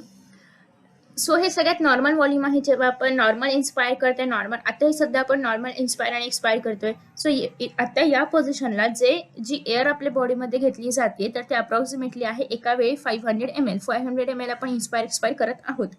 सो आता बेसिकली म्हणजे इन्स्पायर करतोय किंवा एक्सपायर करतोय. सो बेसिकली हे जरा एका वेळेचं असं जर आपण पाहिलं तर पर मिनिटला आपण 12 to 16 टाइम्स ब्रीथिंग करतो. सो पूर्ण एका मिनिटामध्ये आपण 6000 to 8000 ml पर मिनिट एवढी एअर आपण आपल्या बॉडीमध्ये एक्सपायर करतो किंवा इन्स्पायर करतो. ओके, सो बेसिकली हे आहे टायडल व्हॉल्यूम, जे की नॉर्मल इन्स्पिरेशन एक्सपिरेशनमध्ये आपण आतमध्ये हवा घेतो किंवा बाहेर सोडतो. That is 500 ml one time, म्हणजेच पर मिनिटमध्ये 6000 to 8000 ml. नेक्स्ट आहे इन्स्पिरेटरी रिझर्व्ह व्हॉल्यूम, ज्याला आपण IRV म्हणतो. याचा अर्थ काय की additional volume of air a person can inspire by a forceful inspiration. जेव्हा आपण खूप खोल श्वास घेतो, म्हणजे खूप खोल एकदम आपण हवा आतमध्ये खेचणार आहोत, म्हणजे आपण बऱ्याचदा श्वसनाचे प्रकार करतानाही अशा प्रकारे खूप खोल श्वास घेतो. तर मग अशा वेळेस आपण ॲव्हरेज जर काढायचं म्हटलं तर 2500 to 3000 ml एवढी एअर आपण एका वेळी आतमध्ये घेऊ शकतो. ओके, याला आपण म्हणतो इन्स्पिरेटरी रिझर्व्ह व्हॉल्यूम, की फोर्सफुल इन्स्पिरेशनमध्ये आपण किती हवा आपल्या बॉडीमध्ये घेऊ शकतो. That is 2500 to 3000 ml. Next आहे एक्सपिरेटरी रिझर्व्ह व्हॉल्यूम, म्हणजे फोर्सफुल एक्सपिरेशनमध्ये आपण किती हवा आपल्या बॉडीच्या बाहेर फेकू शकतो. That is around 1000 ml to 1100 ml. तुम्ही जर पाहिलं तर या ठिकाणी 2500 आपण आतमध्ये घेतली होती, पण बाहेर हवा फेकताना मात्र 1000 ml एवढीच बाहेर फेकली जाते. सो मधलं जे याच्यामधून उरलेलं जे याच्यामध्ये म्हणजे इन्स्पिरेशन आणि एक्सपिरेशन झाल्यानंतर जी उरलेली एअर आहे त्याला आपण म्हणतो रेसिड्युअल व्हॉल्यूम, जे की लंग्समध्ये असतं, म्हणजे ते बाहेर सोडलं जात नाही, तर ती लंग्समध्ये राहते एअर. ओके, त्याला आपण म्हणणार आहोत रेसिड्युअल व्हॉल्यूम, आणि हे ॲव्हरेजली 1100 to 1200 ml असते. सो आता जेव्हा फोर्सफुल इन्स्पिरेशन केलं जातं तर तेव्हा आपल्या बॉडीमध्ये 2500 to 3000 ml एअर आतमध्ये घेतली जाते. मग आता हेच फोर्सफुल एक्सपिरेशन केल्यानंतर एक्सपेक्टेड काय आहे की एवढीच एअर बाहेर जावी, बट तेवढी एअर बाहेर जात नाहीये. किती व्हॉल्यूम ऑफ एअर बाहेर जाते, 1000 to 1100. ओके, मग उरलेली जी काय अमाऊंट आहे, जी की याच्यामध्ये उरलेली एअर आहे, तर ती कुठे आहे, आपल्याच लंग्समध्ये रिझर्व्ह करून ठेवली जाते आफ्टर दी फोर्सफुल रेस्पिरेशन, आणि हे व्हॉल्यूम असते साधारणतः 1100 to 1200 ml. Okay, so by adding up a few respiratory volume described above, one can derive various pulmonary capacities which can be used in the clinical diagnosis. याच्यामध्ये आहे that is inspiratory capacity, दुसरा आहे ते म्हणजे expiratory capacity, तिसरा आहे ते म्हणजे functional residual capacity, फोर्थ आहे ते म्हणजे vital capacity, आणि फिफ्थ आहे total lung capacity. So let us see first inspiratory capacity.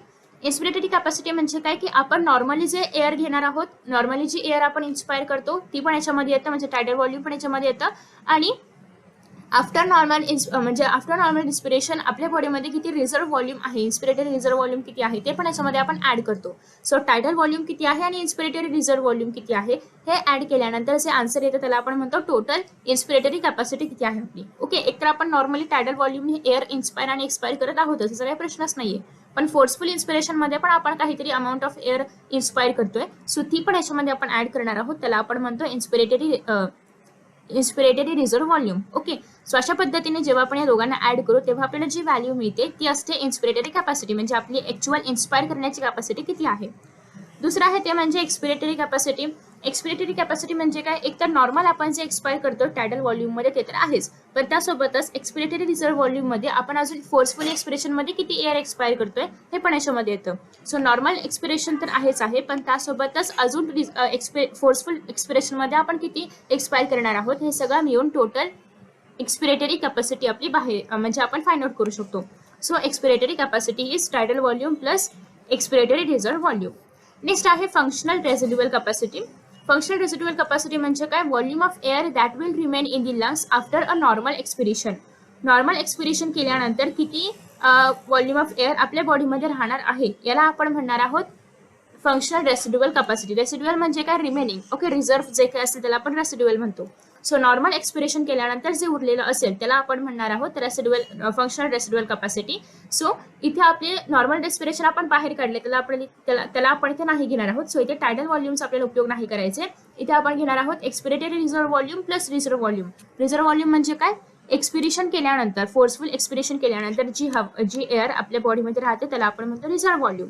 आणि किती एअर आपण एक्सपायर करणार आहोत फोर्सफुल एक्सपिरेशनमध्ये ती. सो फोर्सफुल एक्सपिरेशनमध्ये आपण जी एअर एक्सपायर करणार आहोत प्लस रेसिड्युअल व्हॉल्यूम याला आपण म्हणतो functional residual capacity. Okay, again I am going to repeat. So normal expiration झाल्यानंतर किती एअर आपल्या बॉडीमध्ये रिमेन आहे किंवा रिझर्व्ड आहे याला आपण म्हणतो फंक्शनल रेसिड्युअल कॅपॅसिटी. हे कसं फाइंड आउट केलं जातं, एकतर आपल्या बॉडीमध्ये फोर्सफुल एक्सपिरेशन किती केलं गेलेलं आहे that is expiratory reserve volume, आणि फोर्सफुल एक्सपिरेशन केल्यानंतर किती व्हॉल्यूम आपल्या बॉडीमध्ये प्रेझेंट आहे त्याला आपण म्हणतो रेसिड्युअल व्हॉल्यूम. सो या दोघांचे ॲडिशन केल्यानंतर जे आन्सर येईल त्याला आपण म्हणणार आहोत फंक्शनल रेसिड्युअल कॅपॅसिटी. नेक्स्ट आहे vital capacity. So the maximum volume of air a person can breathe in after forced expiration. So forced expiration झाल्यानंतर तुम्ही जर एकदा फोर्स्ड एक्सपिरेशन केलं किंवा फोर्स्ड इन्स्पिरेशन करून मग फोर्स्ड एक्सपिरेशन केलं तर तुम्ही पुढच्या वेळेला तेवढीच हवा बॉडीमध्ये घेऊ शकाल असं काही नाही आहे. ओके, म्हणजे कॉन्स्टंटली आपल्या बॉडीमध्ये होत नाही. सो एखाद्या व्यक्तीने फोर्स्ड एक्सपिरेशन केल्यानंतर किती व्हॉल्यूम ऑफ एअर तो ब्रीथ करू शकतो याला आपण म्हणणार आहोत व्हायटल कॅपॅसिटी. याच्यामध्ये एक तर आपलं टायडल व्हॉल्यूम, कारण टायडल व्हॉल्यूम तर तो बॉडीमध्ये येणारच आहे 500 ml per time. Okay, so tidal volume तर याच्यामध्ये येणारच आहे, पण एक्सपिरेटरी रिझर्व्ह व्हॉल्यूम किती आहे आणि इन्स्पिरेटरी रिझर्व्ह व्हॉल्यूम काय आहे हे पण याच्यामध्ये येतं. Okay, so expiratory reserve volume, inspiratory reserve volume plus tidal volume असं केल्यानंतर जे आन्सर मिळतं ते आन्सर असणार आहे आपलं व्हायटल कॅपॅसिटी. किंवा maximum volume of air a person can breathe out after a forced inspiration. किंवा याला आपण असे म्हणू शकतो की फोर्स्ड इन्स्पिरेशन झाल्यानंतर, ओके, फोर्स्ड इन्स्पिरेशन झाल्यानंतर एखादा व्यक्ती किती व्हॉल्यूम ऑफ एअर बाहेर ब्रीथ आउट करणार आहे यालाच आपण म्हणणार आहोत व्हायटल कॅपॅसिटी. सो याचे दोन डेफिनेशन आहेत. एक तर फोर्स्ड एक्सपिरेशन झाल्यानंतर किती अमाऊंट ऑफ किंवा मॅक्सिमम किती volume of air breathe in केली जाते, किंवा फोर्सफुल इन्स्पिरेशन झाल्यानंतर मॅक्सिमम किती amount of air breathe out केली जाते याला आपण म्हणणार आहोत व्हायटल कॅपॅसिटी. आणि हे फाइंड आउट करण्यासाठी कॅल्क्युलेशनमध्ये आपण यूज करतो inspiratory reserve volume plus expiratory reserve volume plus tidal volume. Okay, next आहे टोटल लंग कॅपॅसिटी. याला आपण TLC बोलतो, की total volume of air accumulated in lungs at the time of a forced inspiration. Forced इन्स्पिरेशनच्या वेळेस total किती volume of air आपल्या लंग्समध्ये आहे. अगेन फर्स्ट इन्स्पिरेशनच्या एंडमध्ये, फोर्स्ड इन्स्पिरेशन आता संपत आलेलं आहे आणि त्याच्या एंडमध्ये आपल्या बॉडीमध्ये अजून किती total volume of air present आहे, लंग्समध्ये किती total volume of air present आहे त्याला आपण म्हणणार आहोत टोटल लंग कॅपॅसिटी.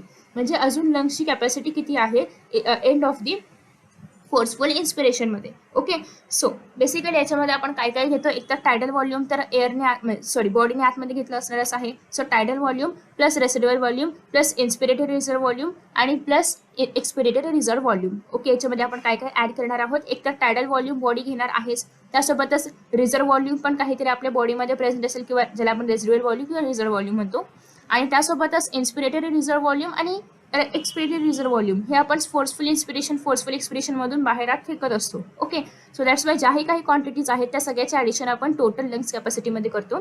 जर तुम्ही या ठिकाणी पाहिलं तर व्हायटल कॅपॅसिटीमध्ये आपण काय काय करतो, इन्स्पिरेटरी, एक्सपिरेटरी आणि टायडल. ओके, सो बेसिकली तुम्ही असे घेऊ शकता, व्हायटलमध्ये inspiratory reserve volume, expiratory reserve volume plus tidal volume आणि एक्स्ट्राचं ते म्हणजे रिझर्व्ह व्हॉल्यूम याच्यामध्ये किंवा रेसिड्युअल व्हॉल्यूम याच्यामध्ये ॲड करायचं. ओके, संपला विषय. सो आता याच्या काही व्हॅल्यूज आहेत, खूप की तुम्हाला माहिती असतील, नसतील तर आपण त्या व्हॅल्यूजही पाहणार आहोत की बेसिकली इन्स्पिरेटरी रिझर्व्ह व्हॉल्यूम किंवा एक्सपिरेटरी रिझर्व्ह व्हॉल्यूम हे नेमकी किती असतात. ओके, सो याच्या ऑलरेडी आपण कॅपॅसिटीच्या व्हॅल्यू पाहिलेल्या आहे, त्याच्यानुसार तुम्ही ॲड वगैरे करून या सगळ्याच्या व्हॅल्यूज फाइंड आउट करू शकता. फॉर एक्झाम्पल जर आपल्याला इन्स्पिरेटरी कॅपॅसिटी फाइंड आउट करायची असेल तर आपण काय करणार आहोत, टायडल व्हॉल्यूम जे आहे आपलं तर ते घेणार आहोत आणि त्यासोबतच ॲड करणार आहोत इन्स्पिरेटरी रिझर्व्ह व्हॉल्यूम, की तुम्हाला त्या पर्टिक्युलर कॅपॅसिटीची व्हॅल्यू मिळणार आहे. ओके, नेक्स्ट आहे exchange of gases. So alveoli are the primary site of exchange of gases. हे खूप महत्त्वाची लाईन आहे की एक्सचेंज ऑफ गॅसेस कुठे होतं, अल्व्हिओलायमध्ये होतं. अल्व्हिओलाइज ॲक्टिव्ह साईट आहे किंवा अल्व्हिओलाइज मेन साईट आहे. Exchange of gases also occur between blood आणि टिश्यू. तुम्ही जर पाहिलं तर आपल्या ब्लडमध्ये आणि टिश्यूमध्ये ही एक्सचेंज ऑफ गॅस होत असतं. कसं काय, तर आपल्या बॉडीमध्ये ऑक्सिजन गेल्यानंतर तो ब्लड थ्रू पूर्ण बॉडीवर पोहोचवला जातो. सो ऑक्सिजन जेव्हा ब्लडमध्ये असेल तर तेव्हा सेल्स काय करतात, कार्बन डायऑक्साईड बाहेर फेकतात आणि ब्लडमधला ऑक्सिजन आपल्या बॉडीमध्ये घेतात, म्हणजे सेलच्या बॉडीमध्ये घेतात. सो अशा पद्धतीने ब्लडमधून आणि टिश्यूमध्ये यांच्यामध्येही एक्सचेंज ऑफ गॅसेस होत असतं. आफ्टर दॅट नेक्स्ट आहे O2 म्हणजेच oxygen and carbon dioxide are exchange in these sites by simple diffusion, mainly based on pressure और कॉन्सन्ट्रेशन ग्रेडियंट. अगेन यांच्यामध्ये पण प्रेशर बाहेर जास्त असेल तर एअर म्हणजेच ऑक्सिजन बाहेरून आतमध्ये येणार आणि कार्बन डायऑक्साईडचं प्रेशर आतमध्ये जास्त असणार, त्याच्यामुळे कार्बन डायऑक्साईड सेलच्या बॉडीच्या आतमधून ब्लडमध्ये जाणार. तर अशा पद्धतीने प्रेशर ग्रेडियंट, कॉन्सन्ट्रेशन ग्रेडियंटनुसारच यांच्यामध्ये पण एक्सचेंज ऑफ गॅसेस होत असतात. Solubility of the gases as well as the thickness of the membrane involved in diffusion are also some important factors that can affect the rate of diffusion. So solubility of gases आहे म्हणजे obviously gases किती प्रमाणामध्ये soluble होऊन ब्लडमधून sale बॉडीमध्ये जाणार आहेत. So basically solubility of gases आहे membrane किती थिक आहे त्या पर्टिक्युलर सेलचं. जर मेम्ब्रान खूपच थिक असेल तर ऑब्व्हियसली तेवढा पाहिजे तेवढा ऑक्सिजन सेल बॉडीच्या आतमध्ये येणार नाही, पाहिजे तेवढा कार्बन डायऑक्साईड सेल बॉडीमधून बाहेर जाणार नाही. ओके, सो दॅट्स वाय या सगळ्या गोष्टी पण अफेक्ट करतात. त्यासोबतच नेक्स्ट आहे pressure contributed by an individual gas in a mixture of gases is called as partial pressure. So एवढे सगळे गॅसेस आहेत, म्हणजे असं नाही की फक्त कार्बन डायऑक्साईड आणि ऑक्सिजन हेच दोन आपल्या बॉडीमध्ये जातात, असं काय नाहीये, इतर पण काही गॅस असतातच. सो या सगळ्या गॅसेसमधून आपण फक्त कार्बन डायऑक्साईड आणि ऑक्सिजनचा अभ्यास करणार आहोत. तर आपल्याकडे सपोज की हे आहे एक कंटेनर, सपोज एक कंटेनर आहे, याच्यामध्ये कार्बन डायऑक्साईड पण आहे आणि ऑक्सिजन पण आहे. ओके, सो मग या पूर्ण कंटेनरमध्ये जिथे कार्बन डायऑक्साईड आणि ऑक्सिजन मिक्स आहे याच्यामधलं मला फक्त ऑक्सिजनचं प्रेशर पाहिजे, तर याला आपण म्हणणार आहोत पार्शियल प्रेशर ऑफ ऑक्सिजन. कारण बॉडीमध्ये दोन्ही पण मिक्स आहे, पण आपल्याला फक्त ऑक्सिजनचं किंवा फक्त कार्बन डायऑक्साईडचं प्रेशर त्या मिक्सरमधलं पाहिजे. अशा वेळेस आपण त्याला म्हणतो पार्शियल प्रेशर ऑफ ऑक्सिजन किंवा partial pressure of carbon dioxide. Okay, एखाद्या मिक्सरमधून जेव्हा आपण त्या पर्टिक्युलर एलिमेंटचं किंवा पर्टिक्युलर गॅस एलिमेंटचं जेव्हा आपण प्रेशर फाइंड आउट करणार आहोत तेव्हा त्याला आपण म्हणतो partial pressure. So partial pressure of oxygen is represented by PO2 and carbon dioxide PCO2. Partial pressure of these two gases in the atmospheric air and the two sites of diffusion are given. So पहिली site कोणती होती, अल्व्हिओलाई. दुसरी site of diffusion कोणती आहे, blood आणि tissue. Okay, so याच्या दोन sites आहेत आणि अल्व्हिओलाई आहे. यांच्यामधलं जे डिफ्युजन साठी आवश्यक असणारं पार्शियल प्रेशर आहे ते दिलेलं आहे आणि ऑब्व्हियसली ॲटमॉस्फिअर एअरमध्ये किती आहे त्याच्यावरूनच ते बॉडीच्या आतमध्ये येणार की बॉडीच्या बाहेर जाणार हे ठरणार आहे. सो बेसिकली सगळ्यात पहिल्यांदा वरती आहे पार्शियल प्रेशर ऑफ ऑक्सिजन, खाली आहे partial pressure of carbon dioxide. Atmospheric एअरमध्ये साधारणतः ॲटमॉस्फेरिक एअरमध्ये ऑक्सिजनचं पार्शियल प्रेशर असणार आहे 159. ओके, HG मध्ये मिलीमीटर HG मध्ये आपण हे काउंट करतो. सो तुम्ही युनिट्स नक्की लक्षात ठेवा, इथे कुठे बऱ्याचदा मी बोलताना विसरून जाईल, सो तुम्हाला युनिट्स लक्षात ठेवायचे आहेत. नेक्स्ट आहे कार्बन डायऑक्साईड ॲटमॉस्फेरिक एअरमधला पार्शियल प्रेशर आहे दॅट इज 0.3. हे खूप कमी आहे कोणाच्या तुलनेमध्ये, याच्या तुलनेमध्ये, आणि त्यामुळेच बॉडीमधून हे जे कार्बन डायऑक्साईड आहे तर तो बाहेर पडू शकतो कारण बॉडीमध्ये कॉन्सन्ट्रेशन जास्त आहे आणि ॲटमॉस्फिअरमध्ये कमी आहे. दॅट्स वाय कार्बन डायऑक्साईड आपल्या बॉडीमधून बाहेर पडू शकतो. दुसरी गोष्ट ऑक्सिजनचं प्रेशर बॉडीच्या बाहेर म्हणजे ॲटमॉस्फिअरमध्ये खूप जास्त आहे आणि त्यामुळे बाहेर हायर कॉन्सन्ट्रेशन आणि बॉडीमध्ये लोअर कॉन्सन्ट्रेशन झाल्यामुळे जे ऑक्सिजन आहे तर ते आपल्या बॉडीमध्ये एंटर होऊ शकतं. नेक्स्ट आहे अल्व्हिओलाई. आता अल्व्हिओलाई मधून आपल्याला कार्बन डायऑक्साईड जो आहे तर तो बॉडीच्या बाहेर फेकायचा आहे आणि ऑक्सिजन जो आहे तर तो बॉडीमध्ये जाणार आहे वेगवेगळ्या बॉडीच्या पार्ट्सकडे. ओके, बॉडीमध्ये वेगवेगळ्या पार्ट्सकडे. सो बेसिकली इथे अल्व्हिओलायमध्ये ऑक्सिजन सगळ्यात जास्त आहे 104, कारण ऑक्सिजनला बॉडी पार्ट्समध्ये जायचं आहे आणि कार्बन डायऑक्साईडचं हे कॉन्सन्ट्रेशन तुलनेने कमी आहे कारण कार्बन डायऑक्साईडला बॉडीमधून बाहेर जायचं आहे. सो लोअरमधून हायर कॉन्सन्ट्रेशनमध्ये जायचं आहे. ओके, बाहेर म्हणजे पूर्ण ॲटमॉस्फिअरमध्ये बाहेर जायचं आहे. नेक्स्ट आहे ब्लड, डिऑक्सिजनेटेड आणि ऑक्सिजनेटेड. सो डिऑक्सिजनेटेड ब्लडमध्ये कार्बन डायऑक्साईड असणार आहे 45 आणि ऑक्सिजन असणार आहे 40. हे काय आहे प्रेशर mmHg. ओके. आणि ऑक्सिजनेटेड मध्ये ऑक्सिजन असणार आहे 95 आणि कार्बन डायऑक्साईड असणार आहे 40. ओके. तर तुम्हाला या सगळ्या व्हॅल्यूज पाठ करायच्या आहेत कारण तुम्हाला या व्हॅल्यूज MCQs मध्ये विचारल्या जातात. नेक्स्ट आहे टिश्यू. आता टिश्यू मध्ये ऑब्व्हियसली आपल्याला ऑक्सिजन टिश्यूच्या आतमध्ये टाकायचा आहे आणि कार्बन डायऑक्साईड टिश्यू मधून बाहेर काढायचं आहे.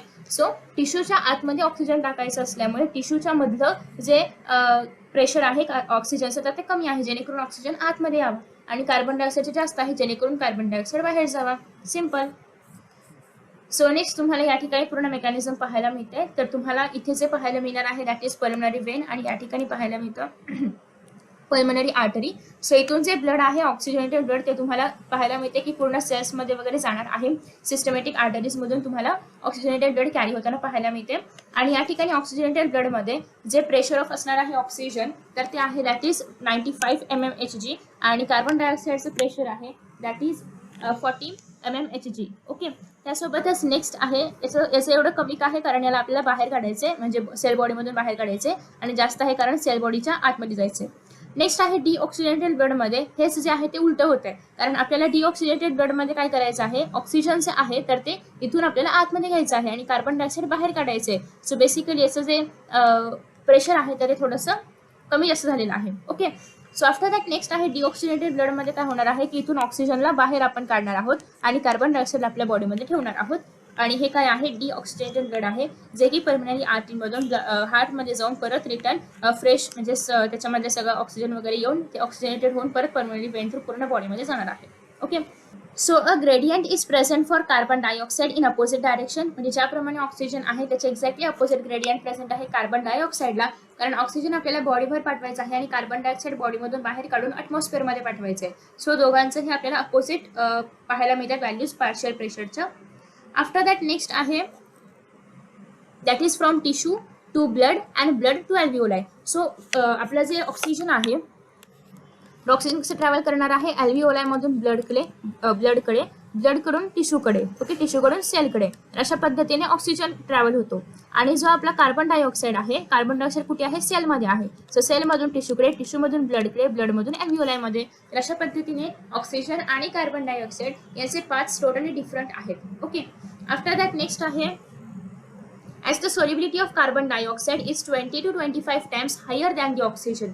हे पण तुम्हाला MCQs मध्ये येतं की solubility of carbon dioxide आणि ऑक्सिजन याच्यामधला difference. The solubility of carbon dioxide is 20 to 25 times higher than the solubility of the oxygen. The amount of carbon dioxide that can diffuse through the diffusion membrane per unit difference in partial pressure is much higher than the oxygen. So basically solubility आणि diffusion capacity of carbon dioxide oxygen पेक्षा खूप जास्त आहे. The diffusion membrane is made up of three major layers, namely thin squamous epithelium of alveoli, endothelium of alveolar capillaries and the basement substances. So basically या ठिकाणी आपलं जे diffusion membrane आहे अल्व्हिओलायचं ते तीन प्रकारे म्हणजे तीन टाईप्सच्या टिश्यूपासून बनलेलं आहे. फर्स्ट ऑफ ऑल तुम्ही या ठिकाणी पाहू शकता हे आहे आपली अल्व्हिओलर कॅव्हिटी ज्याच्यामध्ये कार्बन डायऑक्साईड बाहेर जाणार आहे आणि ऑक्सिजन आतमध्ये येणार आहे. ओके. सो आता या ठिकाणी सगळ्यात पहिला जो लेअर आहे तुम्हाला या ठिकाणी हा जो लेअर पाहायला मिळते सगळ्यात पहिला लेअर हा आहे स्क्वामस एपिथेलियम. हा सगळ्यात सिंगल वर्णस लेअर म्हणजे एकाच लेअरचा हा सेल आहे. ओके. हा टिश्यू आहे. याच्यानंतर नेक्स्ट इथे जो तुम्हाला पाहायला मिळणार आहे थर्ड लेअर तर याला आपण म्हणणार आहोत एंडोथेलियम ऑफ ब्लड कॅपिलरी. म्हणजे या ठिकाणी तुम्हाला ब्लड सेल्स ब्लड वगैरे सगळं पाहायला मिळते. तर हे काय आहे ब्लड कॅपिलरीचा एंडोथेलियम आहे आणि एंडोथेलियम ऑफ ब्लड कॅपिलरी आणि स्क्वामस एपिथेलियम या दोघांच्या मध्ये इथे आहे ते म्हणजे basement membrane. So basement membrane basically for the supporting आहे कोणाला स्क्वामस एपिथेलियमला सपोर्ट करण्यासाठी आणि कॅपिलरी सेल्सला कॅपिलरी एंडोथेलियमला सपोर्ट करण्यासाठी मध्ये आपल्याला बेसमेंट लेअर पाहायला मिळतोय. However it's total thickness is much less than millimetre. म्हणजे एवढं थिक असूनही म्हणजे एवढे तीन लेअर असूनही यांचं जे टोटल थिकनेस आहे तर तो खूप कमी आहे कारण ऑब्व्हियसली अल्व्हिओलाई पण एवढीशी असतात त्यात त्यांचा थिकनेस केवढूसा असेल. सो तो खूप कमी आहे. Therefore, all the factors in our body are favorable for diffusion of oxygen. आणि जेवढा थिकनेस कमी असेल ऑब्व्हियसली जेवढे कमी लेयर्स असतील तेवढं जास्त डिफ्युजन होणार. सो त्याच्यामुळे याचं थिकनेस खूप कमी असल्यामुळे इझिली ऑक्सिजन आणि कार्बन डायऑक्साईड इथून डिफ्यूज होऊ शकतात. आफ्टर दॅट नेक्स्ट आहे transport of gases. Blood is the medium for transport of oxygen आणि कार्बन डायऑक्साईड. ओके. ब्लडच कार्बन डायऑक्साईडला सेल्समधून अल्व्हिओलायमध्ये आणि अल्व्हिओलायमधून बॉडीच्या बाहेर घेऊन जातं आणि ब्लडच ऑक्सिजनला अल्व्हिओलायमधून सेल्सपर्यंत घेऊन येतं. Okay, so about 99% of oxygen is transported by RBCs in the blood. So तुम्हाला माहिती आहे की आरबीसीस मध्ये हिमोग्लोबिन असतं. हिमोग्लोबिन ऑक्सिजन सोबत बाइंड होतं आणि हे हिमोग्लोबिन ऑक्सिजनला सेल्सपर्यंत वगैरे घेऊन जातं. ओके, सो त्याच्यामुळे 95% ऑफ जे आपल्या बॉडीमधलं ऑक्सिजन आहे तर ते ट्रान्सपोर्ट करण्याचं काम करणार आहेत रेड ब्लड सेल्स. सो इथे मी छोटासा चार्ट तयार करणार आहे ज्याच्याद्वारे तुम्ही हा डाटा इझिली लक्षात ठेवू शकता. इथे आपण मीडियम लिहिणार आहोत. इथे आपण कार्बन डायऑक्साईड आणि ऑक्सिजनसाठी कॉलम तयार करतोय. सो इथे आपण बेसिकली मीडियम लिहूया. ऑक्सिजन आणि carbon dioxide CO2. So first आहे ते म्हणजे आरबीसीज. तर आरबीसीज 97% असं का होते हे आरबीसीज 97% ऑफ ऑक्सिजन ट्रान्सपोर्ट करतात. The remaining 3% of oxygen is carried in a dissolved state through the plasma. Next आहे second medium that is plasma. प्लाझ्मामधून 3% ऑफ ऑक्सिजन कॅरी केला जातो. Nearly 20 to 25% of carbon dioxide is transported by RBC. Next आहे carbon dioxide. 20 to 25% carbon dioxide is transported. Okay, after that next आहे 70% is carried out as bicarbonate. So ह्याच्यामध्ये अजून एक extra form आहे ते म्हणजे बायकार्बोनेट. सो इथे bicarbonate काही ट्रान्सपोर्ट करत नाही. इथे मात्र 70% of carbon dioxide bicarbonate transport करतं आणि डिझॉल्व्ड स्टेटमध्ये प्लाझ्मा थ्रू 7% जे आपलं कार्बन डायऑक्साईड आहे ते ट्रान्सपोर्ट केलं जातं. ओके, सो 3 मीडियम आहेत या ठिकाणी आरबीसीज, प्लाझ्मा आणि bicarbonates. Bicarbonates are only for carbon dioxide and not for oxygen. So आपल्या बॉडीमधला 97% ऑक्सिजन आरबीसीजद्वारे ट्रान्सपोर्ट केला जातो.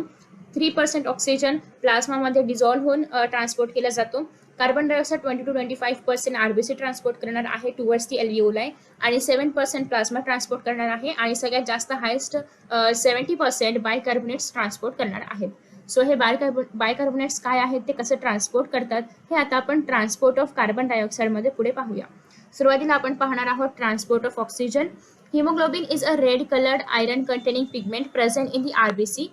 Oxygen can bind with haemoglobin in a reversible manner to form oxyhaemoglobin. Okay, so या ठिकाणी काय होतं की हिमोग्लोबिन जे आरबीसीसमध्ये प्रेझेंट आहे त्याच्यामधलं हिमोग्लोबिनमधलं ग्लोबिन प्रोटीन पार्ट आहे आणि हिम आयरन पार्ट आहे. ओके, सो हा जो हिमोग्लोबिनचा पार्ट आहे त्याच्यामध्ये आयरन कंटेन असणार आहे जे रेड कलरचं असतं. याच्यामुळे आरबीसी रेड कलरचं असतं.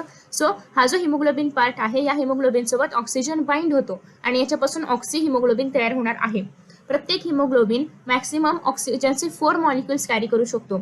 सो आपला जो हिमोग्लोबिन आहे जो HB आहे तर हा maximum 4 molecules of oxygen carry करू शकतो. सो बेसिकली एका हिमोग्लोबिनकडे ऑक्सिजनचे O2चे उठतच नाही आहे हा पेन एका हिमोग्लोबिनकडे ऑक्सिजनचे 4 मॉलिक्युल्स असतात. Okay, after that binding of oxygen with haemoglobin is primarily related to partial pressure of oxygen. So हे हिमोग्लोबिनकडे ऑक्सिजन कसे काय बाइंड होतात तर बेसिकली हे डिपेंड करणार आहे ऑक्सिजनच्या पार्शियल प्रेशरवरती, पार्शियल प्रेशर ऑफ कार्बन डायऑक्साईडवरती, हायड्रोजन आयन कॉन्सन्ट्रेशनवरती आणि टेम्परेचर किती आहे त्याच्यावरती. सो या सगळ्या गोष्टी अफेक्ट करणार आहेत बाइंडिंगला.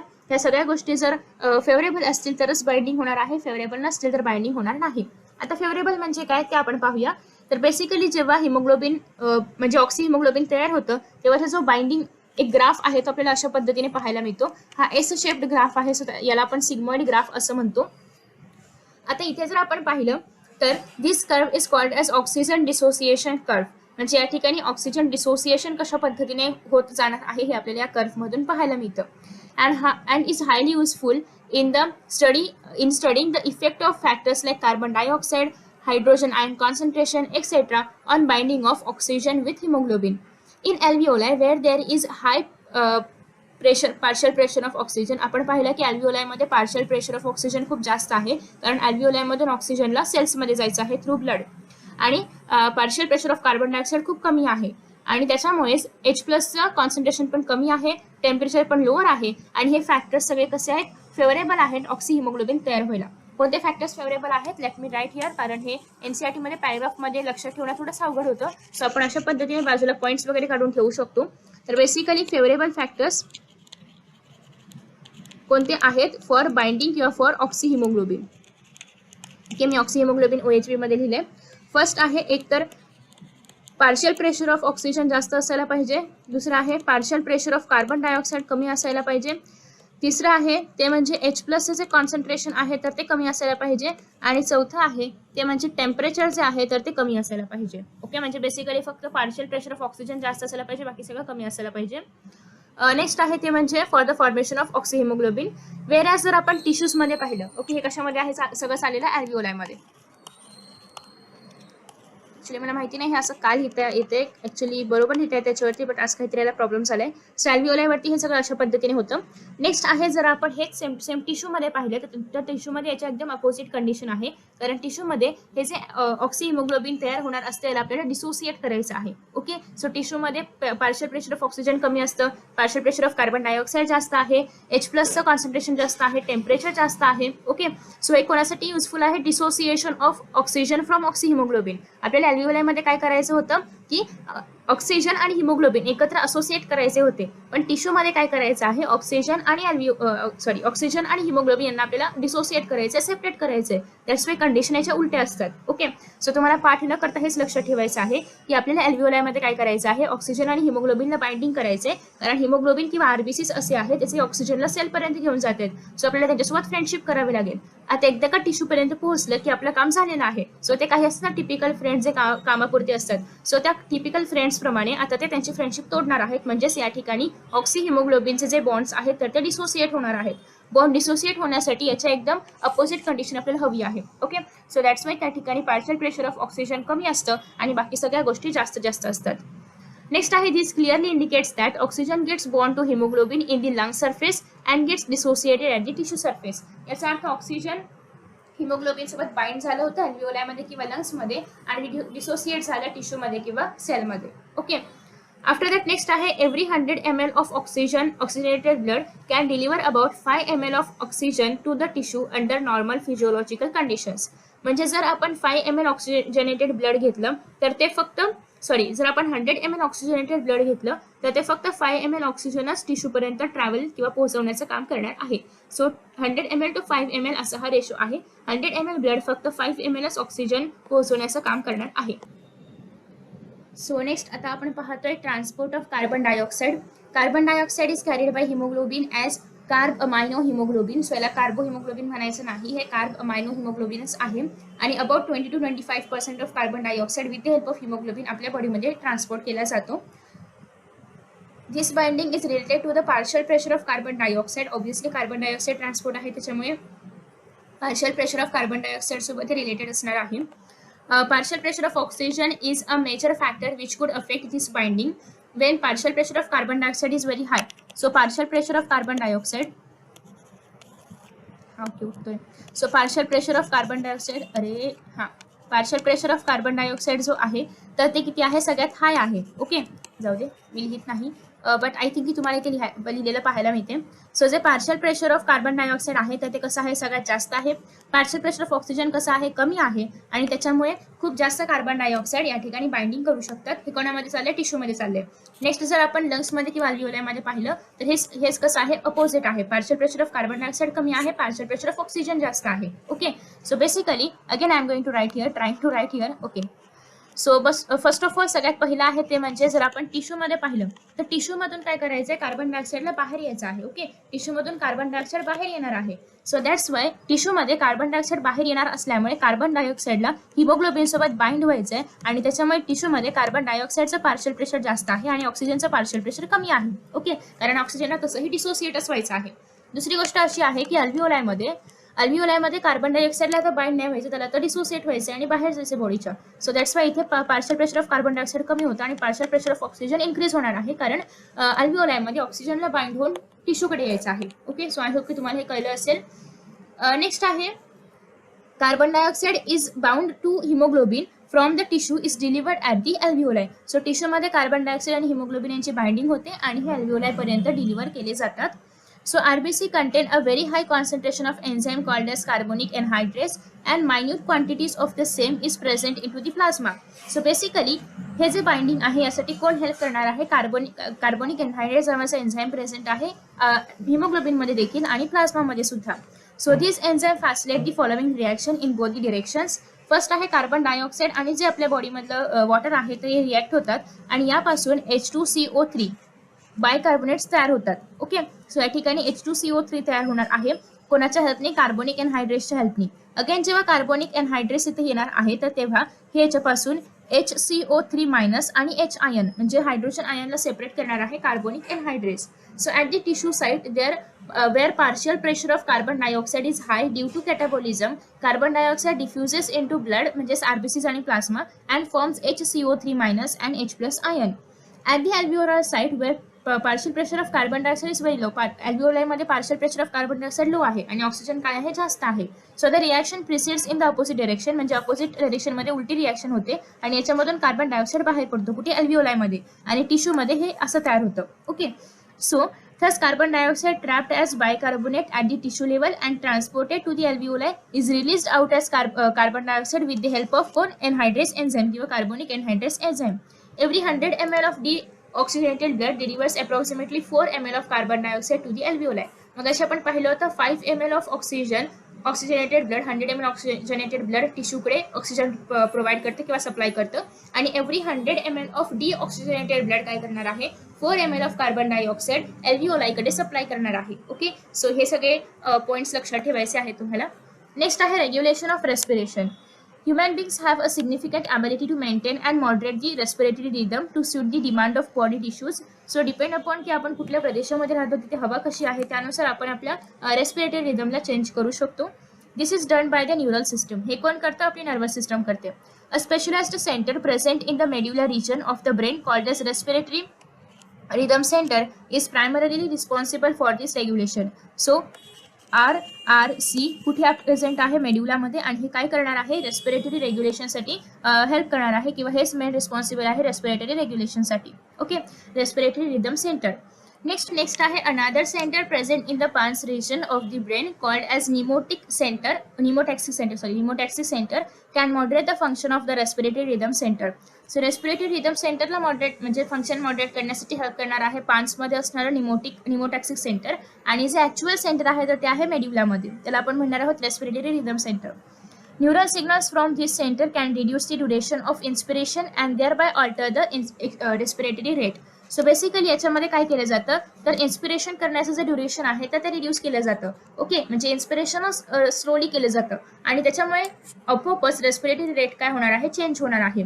So a chemosensitive area is situated adjacent to the rhythm center, which is highly sensitive to the carbon dioxide and hydrogen ions. Increase in these substances can activate the center. So जर carbon dioxide आणि hydrogen ions increase झाले तर मग हे centres activate होतात which in turn can signal the rhythm centre to make necessary adjustments in the respiratory process by which this substances can be eliminated. As you know की आपल्या बॉडीमध्ये carbon dioxide आणि H+चं कॉन्सन्ट्रेशन जास्त होणं चांगलं नाही आहे. ओके. सो आपल्या बॉडीमध्ये असे काही केमोसेन्सिटिव्ह आपल्या बॉडीमध्ये असे काही किमोसेन्सिटिव्ह सेंटर्स आहेत जे काय करणार आहेत? कार्बन डायऑक्साइड जर बॉडीमध्ये जास्त आला आणि H+ आयन्स जर बॉडीमध्ये जास्त आले तर हे सगळे सेंटर्स जे आहेत रेस्पिरेटरी रिदम सेंटर किंवा निमोटॅक्सिक सेंटर या सगळ्यांना हे ॲक्टिवेट करतात जेणेकरून बॉडीमधून एक्स्ट्रा कार्बन डायऑक्साइड आणि हायड्रोजन आयन बाहेर फेकले जावेत आणि बॉडी पुन्हा एकदा मेंटेन राहावी. So receptors associated with aortic arch and carotid artery also can recognise change in carbon dioxide आणि H+ कॉन्सन्ट्रेशन. ऑब्व्हियसली ह्यांचं कॉन्सन्ट्रेशन इन्क्रीज होतं सो कॉन्सन्ट्रेशनमध्ये चेंज होतो आणि त्याच्यामुळे रिदम सेंटर्सला जे नेसेसरी सिग्नल्स आहेत तर ते पाठवले जातात जेणेकरून कार्बन डायऑक्साइड आणि H+चं कॉन्सन्ट्रेशन डिक्रीज व्हावं. The role of oxygen in the regulation of respiratory rhythm is quite insignificant. तुम्ही जर पाहिलं तर या ठिकाणी ऑक्सिजनचा काहीच रोल नाहीये. रोल फक्त कार्बन डायऑक्साइड आणि हायड्रोजनचा आहे. जर आपण अशा कंडिशनमध्ये आहोत की ज्या ठिकाणी जी सिस्टम आहे आपली रिदम सिस्टम आहे तर ते ॲडजस्ट नाही होते सराउंडिंग सोबत तर जे किमोसेन्सिटिव्ह एरियाज आहेत त्यांच्यामध्ये कार्बन डायऑक्साईड जास्त वगैरे झालं तर ते ॲक्टिवेट होतात आणि ते या सेंटर्सला सिग्नल्स पाठवतात जेणेकरून ते पण ॲक्टिवेट व्हावेत आणि ते या सगळ्या एक्स्ट्रा कार्बन डायऑक्साईड आणि H+ आयन्सला बाहेर काढावं. त्यासाठी त्यांना रेस्पिरेटरी सिस्टीम पुन्हा रेग्युलेट करण्याची गरज पडते. ओके. सो या ठिकाणी कुठेही ऑक्सिजन काहीच काम करत नाहीये. सो तुम्हाला हे पण विचारलं जाऊ शकतं की ऑक्सिजनचा रोल सिग्निफिकंट इनसिग्निफिकंट कसा आहे. नेक्स्ट आहे रेस्पिरेटरी सिस्टीम सोबत असोसिएट असणारे डिसऑर्डर्स. फर्स्ट आहे अस्थमा. अस्थमामध्ये काय होणार आहे? Is a difficulty in breathing causing wheezing due to inflammation of bronchi आणि ब्रॉन्क्युल्स.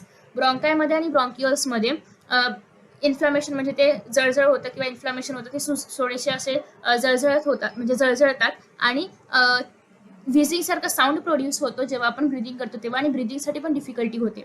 नेक्स्ट आहे एम्फायसिमा. एम्फायसिमा एक क्रोनिक डिसऑर्डर आहे की ज्याच्यामध्ये अल्व्हिओलरचे वॉल्स डॅमेज होतात. इन्फ्लेमेशन म्हणजे पण डॅमेजेस होणे. अल्व्हिओलरचे वॉल डॅमेज होतात, त्याच्यामुळे रेस्पिरेटरी सर्फेस डिक्रीज होतो. ओके, की आता सपोज की एखादा व्यक्ती खूप जास्त सिगरेट स्मोकिंग बिकिंग करत आहे, तर त्याच्यामुळे काय होतं की बॉडीमध्ये अनवॉन्टेड सबस्टन्सेस जातात जे की हार्मफुल आहेत आणि त्याच्यामुळे अल्व्हिओलरच्या वॉल्स डॅमेज होतात.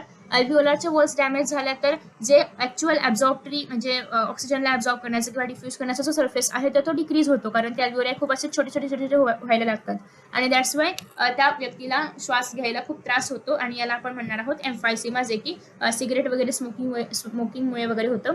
नेक्स्ट आहे occupational respiratory disorders. In certain industries, especially those involving grinding or stone breaking, so much dust is produced that the defense mechanism of the body cannot fully cope with the situation. So basically जे dusting industries आहेत किंवा ज्या ठिकाणी chemicals खूप मोठ्या प्रमाणामध्ये वापरले जातात, तर त्या ठिकाणी खूप मोठ्या प्रमाणामध्ये केमिकल्स असतात जे बॉडीला सुटेबल नसतात. सो दॅट्स वाय या सिच्युएशनमध्ये जर काही लोक लॉंग टाइम राहिले तर त्यांच्या बॉडीमध्ये इन्फ्लामेशन होऊ शकतं regarding to the fibrosis. Fibrosis म्हणजे काय? Proliferation of fibrous tissue. Fibrous टिश्यूमध्ये असे होल्स सारखे स्ट्रक्चर तयार होतात, ते प्रोलिफरेट होतात म्हणजे होल्स सारखे स्ट्रक्चर तयार होतात आणि thus causing serious lung damage, आणि ह्याच्यामुळे लंग्स डॅमेज होऊ शकतात. आणि या इंडस्ट्रीजमध्ये जे वर्कर्स काम करतात त्यांना खूप असा प्रोटेक्टिव्ह मास्क दिला जातो जेणेकरून त्यांच्या बॉडीमध्ये कोणतंही हार्मफुल, त्यांच्या बॉडीला कोणतंही हार्म होऊ नये. बट तरीही ते एवढं जरी सिक्युरिटी असली तरी पण खूप जास्त जर आपण त्या ठिकाणी राहिलो किंवा एक्सपोजरमध्ये आलो तर मात्र तरीही आपले लंग्स खराब होऊ शकतात. Okay, so this was all about respiratory system of human being. Summary तुम्ही नक्कीच रीड करू शकता, कारण जे लेसनमध्ये आपण पाहिले तेच समरीमध्ये आहे, पण समरी मात्र इम्पॉर्टंट आहे. अशा पद्धतीने आपण आजचा चॅप्टर कंप्लीट केलेला आहे. आय होप की तुम्हाला हा व्हिडिओ आवडला असेल. Thank you so much for watching this video and see you in the next video. Bye bye.